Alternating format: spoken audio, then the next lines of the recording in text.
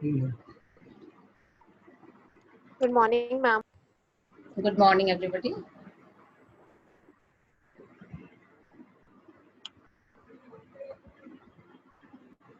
And I have already given you a little bit tips that we are going to start a new chapter today, that is classification of elements. So yes, children, classification of elements. You all know what are elements, okay?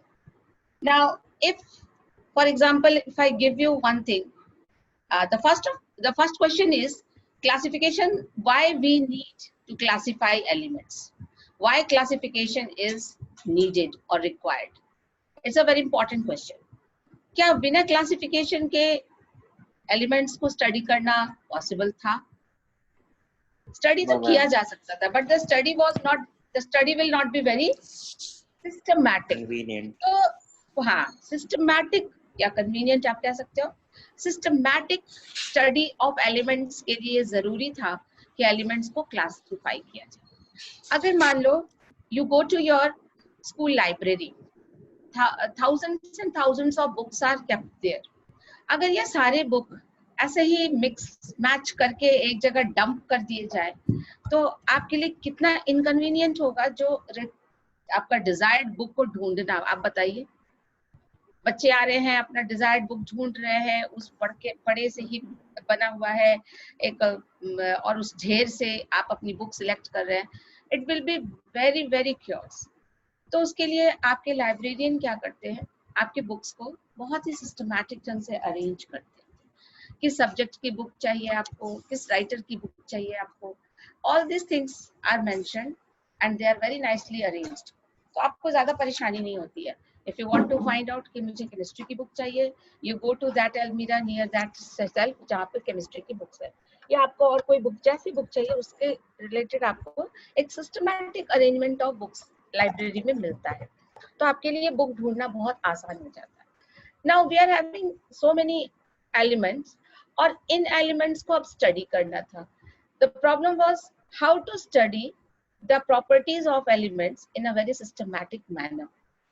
तो scientist started thinking कि let them arrange in a particular manner, in certain systematic manner. But the problem was, what should be the systematic manner? So one by one, several scientists came forward with their views, their opinion, their arrangement. But all were not successful. जैसे atomic structure में सब अपने views के साथ आए थे ना, atom का ये स्ट्रक्चर होगा, ये स्ट्रक्चर होगा, ये धीरे धीरे आते गए, फेल होते गए. तो यहाँ भी वही बात है कि धीरे धीरे साइंटिस्ट फॉरवर्ड आए सामने और अपने अपने सिस्टमैटिक अरेंजमेंट के साथ, बट कुछ ना कुछ ड्रॉबैक्स होने के कारण उनके अरेंजमेंट्स को फेल कर दिया गया. और फाइनली आज के डेट पर जो पीरियोडिक टेबल हम लोग स्टडी कर रहे हैं, that is your modern periodic table, long form periodic table, जो मॉसले का बनाया. ओके, तो बात आती है कि सबसे पहले, ऐसे तो बहुत लोग आए थे, बट कुछ गिने चुने मैं डिस्कस करूंगी जो थोड़े से इम्पोर्टेंट है जहाँ से. बट आपको एक बात मैं बताना भूल गई कि अभी ये लॉकडाउन की वजह से जो प्रॉपर क्लासेस नहीं हो रहा है, तो आपके सिलेबस कट डाउन हुए हैं. तो in this chapter classification of elements में भी कुछ टॉपिक्स कट डाउन हुए हैं, ठीक है. और आपका जो इम्पोर्टेंट टॉपिक है वो सिर्फ आपको लॉन्ग फॉर्म पीरियोडिक टेबल ही पढ़ना है. बट मैं बहुत ही नट शेल में, बहुत ही शॉर्ट में सिर्फ आपको इंट्रोडक्शन दे दूंगी, ठीक है, और उसके बाद मैं लॉन्ग फॉर्म पीरियोडिक टेबल पर चलिए. ओके, तो सबसे पहले the first scientist known as Lavoisier, he came forward for the classification of elements, but वो classification बड़ा ही vague था. He classified all the elements on the basis of metals and non-metals. तो उन्होंने पूरे एलिमेंट्स को दो तरह से क्लासिफाई किया था, that is metals and non metals. ठीक है,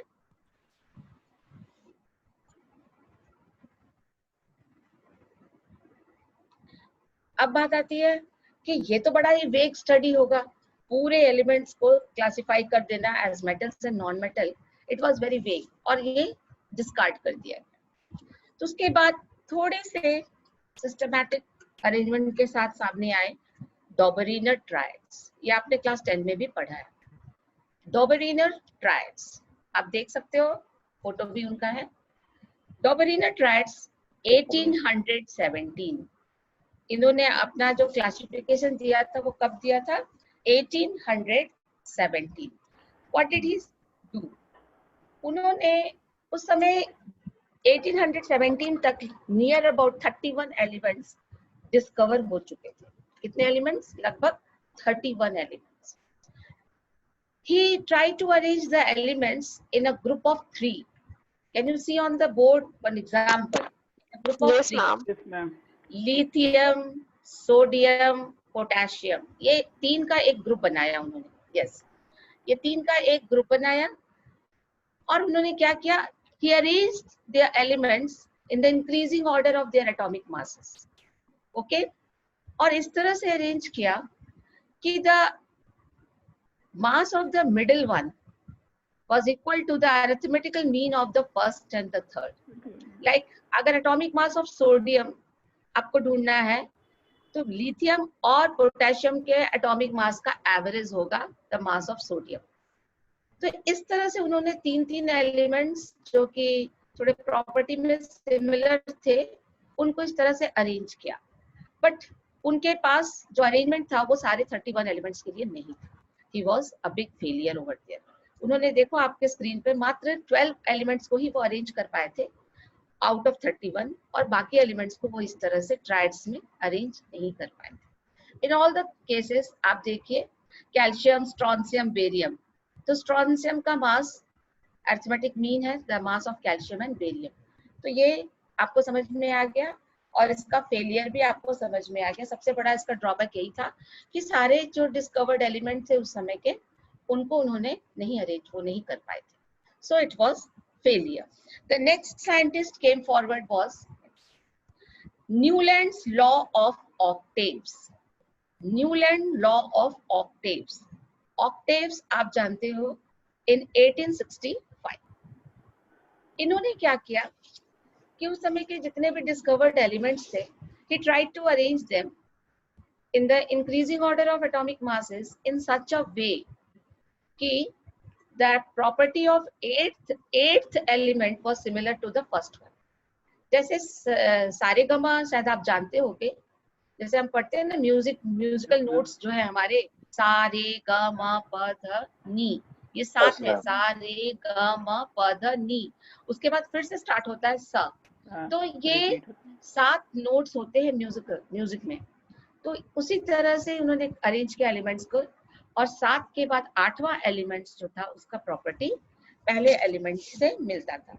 but why he was fail? उनका फेलियर क्या था? उनका फेलियर था कि उन्होंने नोबल गैसेस जो कि उस समय तक हीलियम और आर्गन, ये 2 नोबल गैसेस की डिस्कवरी हो चुकी थी, but there was no place for these 2 inert gases. उसके बाद यहाँ पे क्या था कि ये जो तरीका था अरेंज करने का, that was only suitable for lighter elements, heavier elements के लिए वो नहीं कर पाए थे, वहां वो फेल हो गए थे।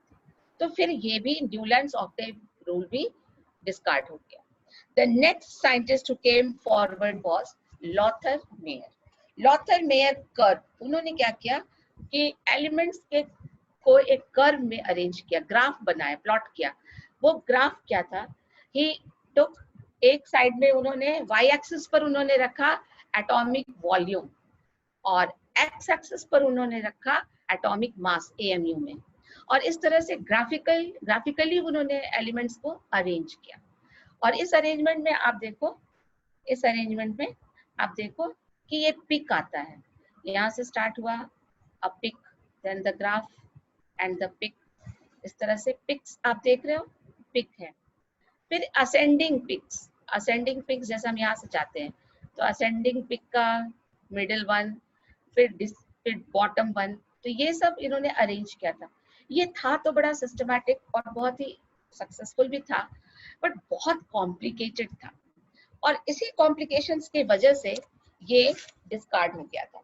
बहुत ज्यादा इसको फिर ये नहीं मिला, और इसके थोड़े से प्रॉपर्टी मैं आपको डिस्कस कर देना चाह रही हूँ।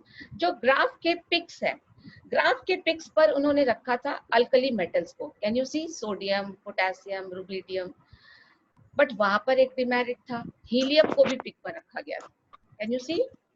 Yes ma'am. ये देखो फर्स्ट में आप देख रहे हो हीलियम को पिक पर रखा गया था।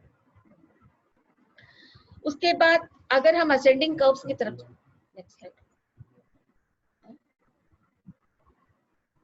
नेक्स्ट स्लाइड पर ये इसमें हम देखें कि असेंडिंग कर्व, अगर हम असेंडिंग कर्व की ओर जाते हैं इस तरह से ऊपर असेंडिंग कर्व, तो असेंडिंग कर्व में मिडिल पे आप देखोगे हैलोजेंस है। Can you see the halogens?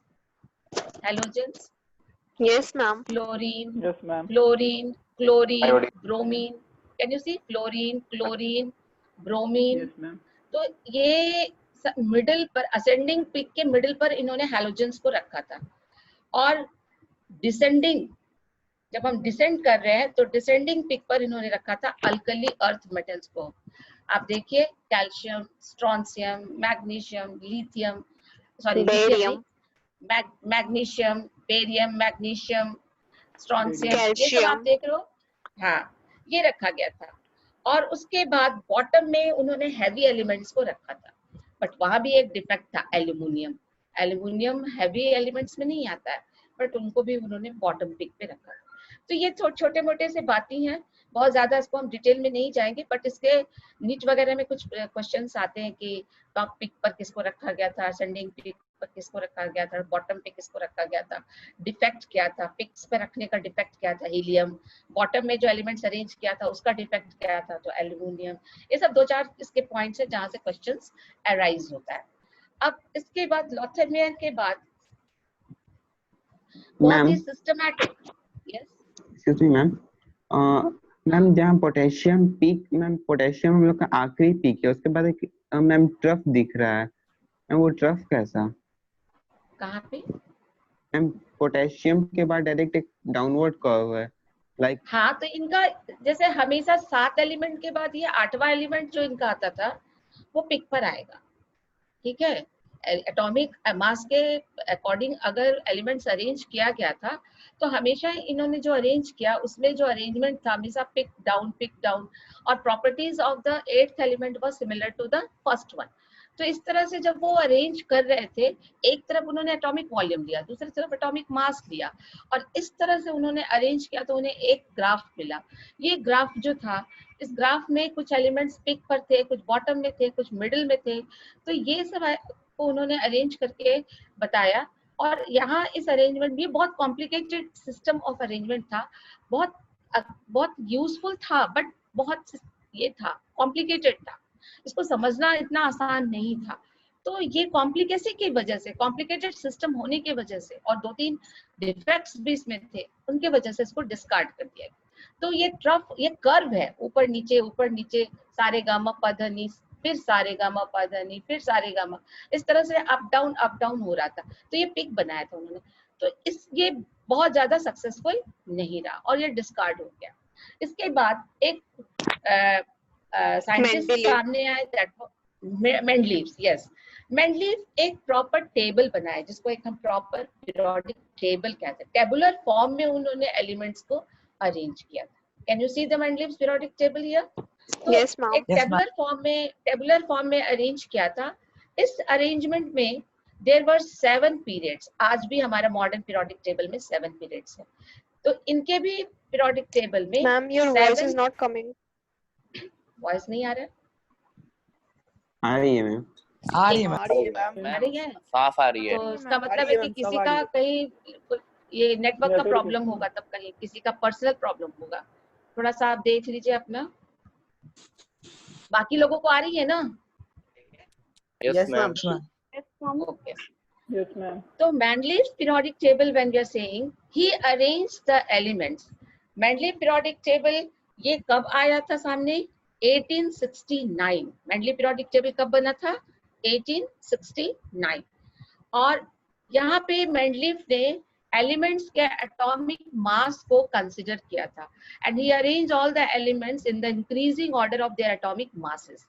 और ये पहले साइंटिस्ट थे जिन्होंने टेबुलर फॉर्म में एलिमेंट्स को अरेंज किया।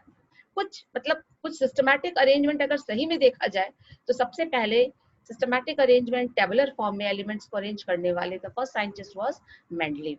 इन्होंने अपना मेंडलीव पीरियोडिक लॉ दिया था। What is Mendeleev periodic? Periodicity को जब बताया था इन्होंने कि पीरियोडिसिटी है मतलब after when we arrange the elements in increasing order of their atomic masses, then the property of the elements is being repeated.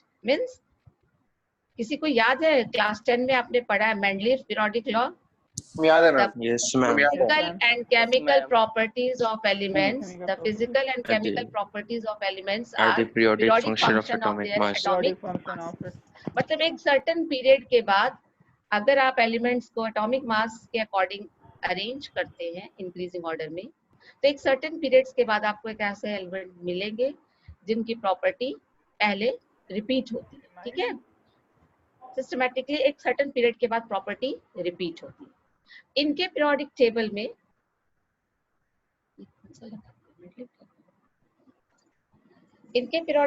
में there were how many periods and groups? 18 periods, 7 groups. 7 periods, 18 groups, ma'am.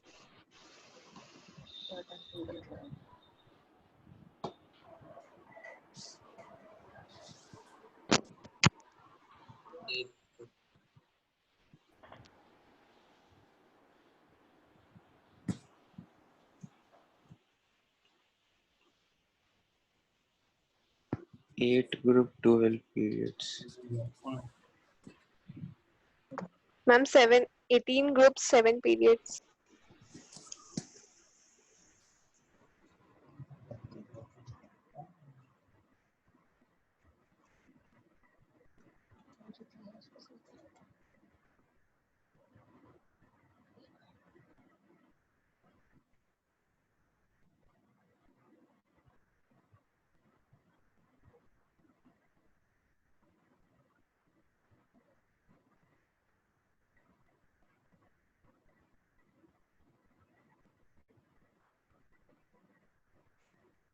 Yes.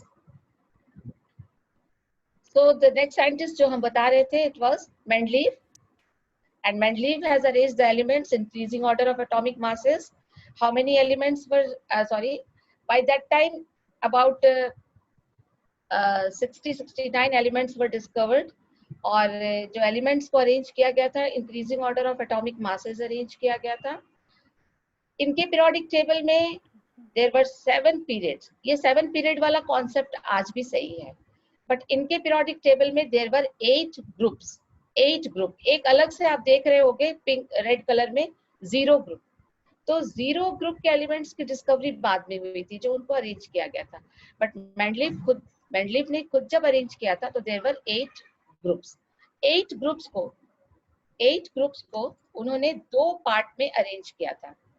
2 part में हर group को सब divide किया था A and B. जैसे group 2 है तो इसको भी सब डिवाइड किया था ए एंड बी. हर ग्रुप को उन्होंने डिवाइड किया था और 8th group was subdivided into 3 सब ग्रुप्स. ठीक है, हर में एक 3 एलिमेंट्स के ग्रुप बने हुए थे उनके. तो ये उनका बहुत बड़ा डिमेरिट था, एक तरह से आप कह सकते हो. ये बहुत बड़ा डिमेरिट था कि उनके 8th ग्रुप का सब डिवीजन. साउंड आ रही है आपको? Yes, ma'am. Yes, ma'am. आवाज आ रही है? तो ये जो 8th ग्रुप था that was subdivided into 3 सब ग्रुप्स और 3 एलिमेंट्स को उन्होंने एक साथ अरेंज किया था. आयरन, कोबाल्ट, निकल, इस तरह से 3 एलिमेंट्स उन्होंने अरेंज कर दिया था. हैवी एलिमेंट्स हैं ये. और ग्रुप 1 में उन्होंने हाइड्रोजन को रखा था. हाइड्रोजन का प्रॉपर प्लेस मेंडलीव के पीरियोडिक टेबल में भी नहीं है. इवन मॉडर्न पीरियोडिक टेबल में भी आप पढ़ेंगे तो वहां भी हाइड्रोजन का प्रॉपर पोजीशन नहीं है. किसी ने हाइड्रोजन को प्रॉपर पोजीशन नहीं दिया था. ये आपके अल्कली मेटल्स के साथ रख दिए गए थे बट ये तो अल्कली मेटल है नहीं, मगर इसका पोजीशन यही दे दिया गया. तो इस तरह से व्हाट वी सी कि इनके मेरिट्स और डिमेरिट्स, थोड़े बहुत मैं मेरिट्स एंड डिमेरिट शॉर्ट में आपको बता देना चाहती हूँ कि इनके मेरिट्स क्या थे. इनके मेरिट थे कि पहली बार इन्होंने कोई सिस्टमैटिक किसी चीज को रखा था, एटॉमिक मास को कंसिडर किया था और टेबुलर फॉर्म में एलिमेंट्स को अरेंज करने की कोशिश की थी।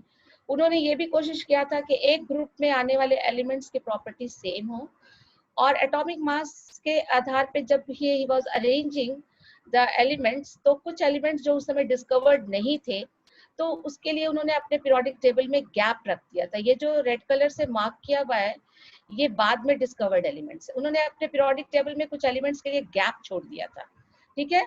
उन्होंने कहा था कि प्रेडिक्ट किया था कि फ्यूचर में ऐसे एलिमेंट्स डिस्कवर होंगे जिनका मास और जिनकी प्रॉपर्टी यहाँ पे सूटेबली एडजस्ट हो जाएगी। It was prove to be correct.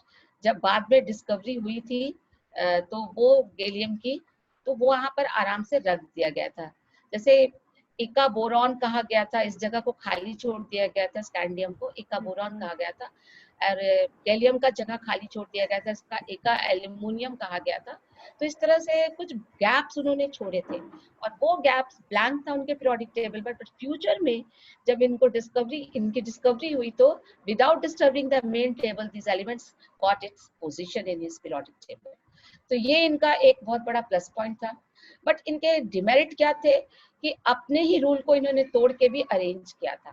जैसे अगर हम बात करें कि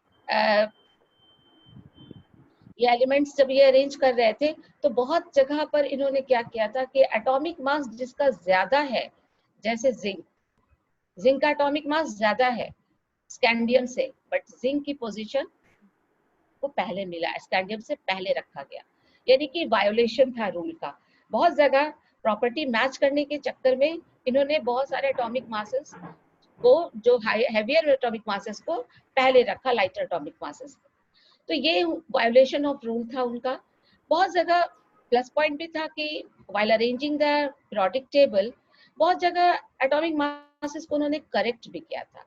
एक और इनका डिमेरिट है कि एक ही ग्रुप में सब डिवीजन था, लाइटर एलिमेंट्स और हेवियर एलिमेंट्स। इस तरह से क्या हुआ कि प्रॉपर्टी नहीं भी मैच कर रहे हैं तो भी एलिमेंट्स को सेम जगह रखा गया। जैसे कैल्शियम आयनिक बॉन्ड बनाता है, जिंक कोवेलेंट बॉन्ड बनाता है, बट दोनों को एक ही जगह उन्होंने रख दिया। आयनिक बॉन्ड बनाने वाला एलिमेंट, कोवेलेंट बॉन्ड बनाने वाला एलिमेंट, दोनों को एक ही जगह उन्होंने रख दिया। तो इस तरह से कुछ मेरिट्स और डिमेरिट्स थे। तो काफी दिन तक Mendeley periodic table was successful and it was considered, but later on ये में भी जो प्रॉब्लम्स थे, उस प्रॉब्लम को ओवरकम करने के लिए बाद में एक न्यू साइंटिस्ट आया, दैट इज मॉसले।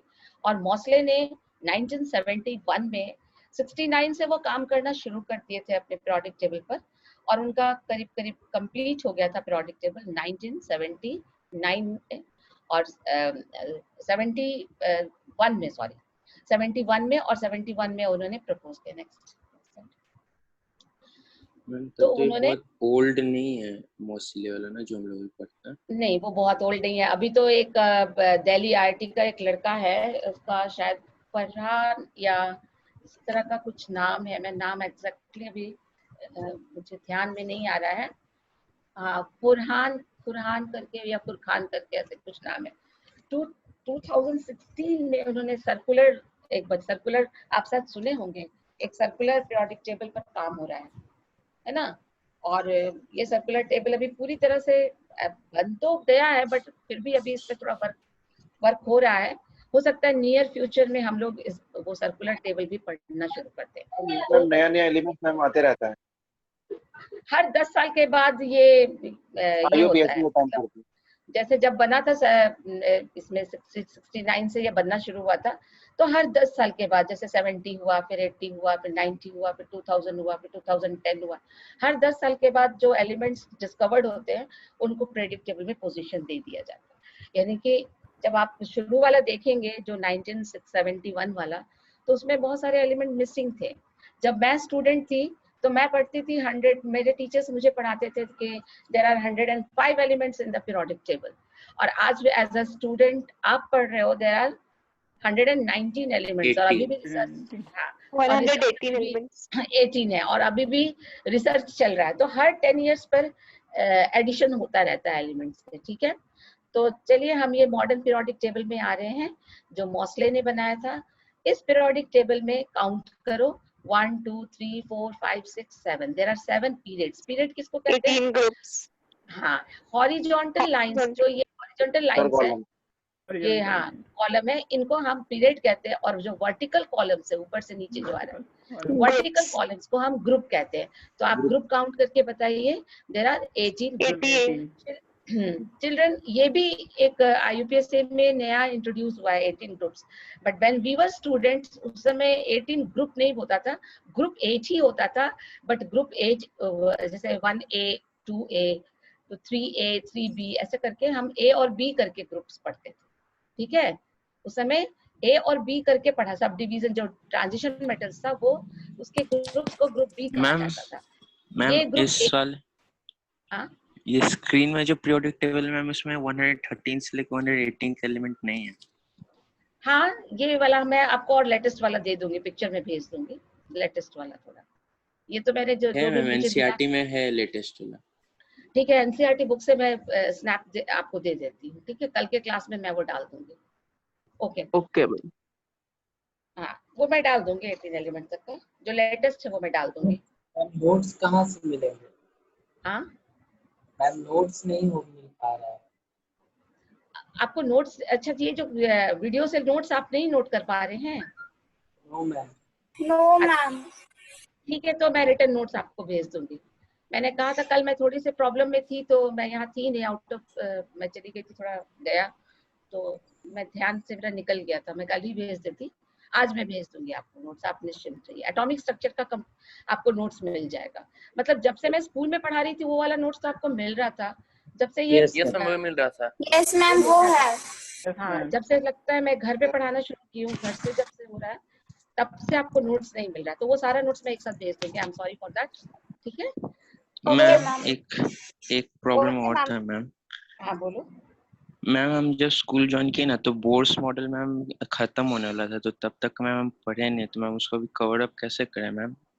अगर कोई प्रॉब्लम हो तो आपसे पूछ सकते हैं क्लास आप के अपने टाइम। हाँ बिल्कुल, आप मुझसे पूछ सकते हैं जब भी। मैं क्लास में नहीं, अलग से आप मुझसे कॉल करके मुझसे डिस्कस कर सकते हैं। क्लास मुझे 40 मिनट्स का मिलता है, इस पे प्लीज पर्सनल प्रॉब्लम यहाँ डिस्कस नहीं करेंगे। आप पर्सनल प्रॉब्लम के लिए मुझे व्हाट्सएप पे कॉल करो, वीडियो कॉलिंग करके पूछ सकते हैं, या फिर फोन पे पूछ सकते हैं। मैं रेडी रहूंगी आपके लिए। Okay okay ma'am. तो यहाँ पे कितने हैं? 18 ग्रुप्स हैं और 7 पीरियड्स हैं। हर पीरियड और हर ग्रुप में हम यहाँ पे बताएं, टोटल पीरियोडिक टेबल को आप देख रहे हैं कि ग्रुप 1 और group 2 they are known as alkali metals. ये अल्कली मेटल्स हैं, ठीक है। और यहाँ हम चले आए तो group 1 is alkali metals, group 2 is alkaline earth metal. आप नोट करते जाइए, ये Group 1 is alkali metals and Group 2 is alkaline earth metals. Group 1 plus 2, ये दोनों को अगर हम together ले तो they are called S block elements. They are called S block elements. block elements. अगर हम यहाँ आते हैं Group 13, 14, 15, 16, 17 and 18, they are called P block elements. They are called P block elements. Children, आप मुझे बताइए, जब हम लोग एटॉमिक स्ट्रक्चर पढ़ रहे थे, तो जो आपका S स्टार्ट होता है, वो प्रिंसिपल क्वांटम नंबर कितने से स्टार्ट होता है? 1 से स्टार्ट होता है। 1 और उसमें कितने इलेक्ट्रॉन्स होते हैं? 2 इलेक्ट्रॉन्स होते हैं। तो उसी के आधार पर यहाँ पर ग्रुप 1 और ग्रुप 2 है, ठीक है। फिर P, अगर हम P सबशेल में आते हैं तो कितने ऑर्बिटल्स हैं? 3 और कितने इलेक्ट्रॉन्स उसमें ऑक्युपाइड होते हैं? 6। तो यहाँ पे आप देखो 1 2 3 4 5 6, यहाँ पे 6 ग्रुप्स हैं, ठीक है। आपको रिलेट कर पा रहे हो? P के 6 ग्रुप्स हैं। अब आइए आपके azimuthal quantum number 2, that is D subshell. D subshell के कितने ऑर्बिटल्स हैं? 5। और कितने इलेक्ट्रॉन्स आपको, और कितने इलेक्ट्रॉन्स उसमें? 10 मैम। यहाँ पे आप देखो 1, ये डी ब्लॉक एलिमेंट्स है, 1 2 3 4 5 6 7 8 9, और यहाँ पर आ गया आपका 10। तो ये टोटल कितने हैं आपके? ग्रुप 10 है, ठीक है। लेंथनम के बाद 14 एलिमेंट्स यहाँ पे मिसिंग है। आप देखो लेंथेनम के बाद यहाँ 14 एलिमेंट्स मिसिंग है, एक्टिनियम के बाद भी यहाँ 14 एलिमेंट्स मिसिंग है। लेंथेनम के बाद जो 14 एलिमेंट्स है उसको यहाँ रखा गया है, और एक्टिनियम के बाद भी जो 14 एलिमेंट्स हैं उसको यहाँ रखा है। ठीक मैम है, ऐसा क्यों मैम? बता रहे हैं, ये बहुत डिटेल में हम लोग अगले क्लास में पढ़ेंगे। मैं आज एक शॉर्ट इंट्रोडक्शन दे रही हूँ। तो ये आपके 4 ब्लॉक्स है, S block, P block, D block and F block. तो ये ब्लॉक्स कैसे बनाया गया है? When you write the electronic configuration, याद करो मैंने इलेक्ट्रॉनिक कॉन्फ़िगरेशन लिखना आपको एटॉमिक स्ट्रक्चर में सिखाया है। While writing the electronic configuration, the elements in which the last electron enters in S subshell, they are known as S block elements. The last electrons, if they are entering in the P subshell, they are called P block elements. The last electrons which enter in D subshell, they are called D, D1, D2, D3, D4, D10. They are called D block elements. And while writing the electronic configuration, if the last electron enters in F subshell, then we call them F block elements. समझ में आई ये बात?